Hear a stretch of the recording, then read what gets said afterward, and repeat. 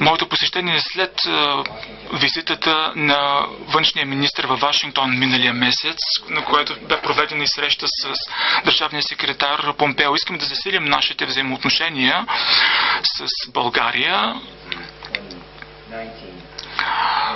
в контекста на предстоящата 2019 година. Тя е много важна, защото отбелязваме 50 годишната от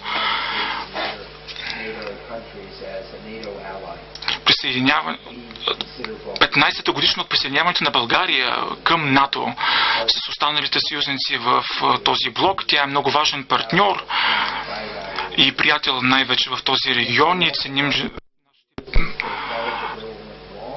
приятелски отношения. Също така до година ще отбележим годишно на отпадането на Берлинската стена и протестите в София, които доведоха до падането на комунистическия режим. България взе решение да се преобрази от диктатура към демокрация.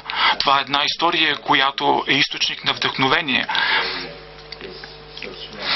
Именно и поради това отношенията между България и САЩ са толкова силни. Както каза външния министр, проведохме много ползотворна среща току-що и разгледахме най-различни теми от национална сигурност до икономически взаимоотношения, обмена между хората. Нашите взаимоотношения на двустранни начала се задълбочават и са много динамични. Ние обсъдихме и плановете на България за модернизация на военните сили, а също и за диверсификация на енергийната сигурност и енергийните източници. Ще продължа своята визита в България и утре. Ще продължа с срещи с представители на българското правителство, президента, министър-председателя и министъра на отбраната.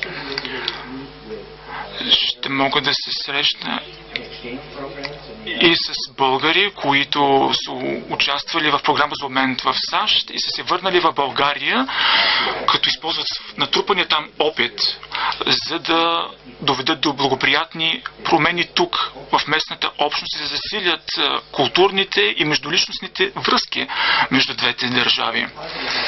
Така че посланието от мен е много положително, а също и от точка на държавния секретар господин Помпео. Искам да ви кажа, че искаме да потвърдим нашия ангажимент за НАТО. България също е много ангажирана в този пакт и също така двустранните отношения между България и САЩ са все по-силни от всякога и непрекъснато се засилват.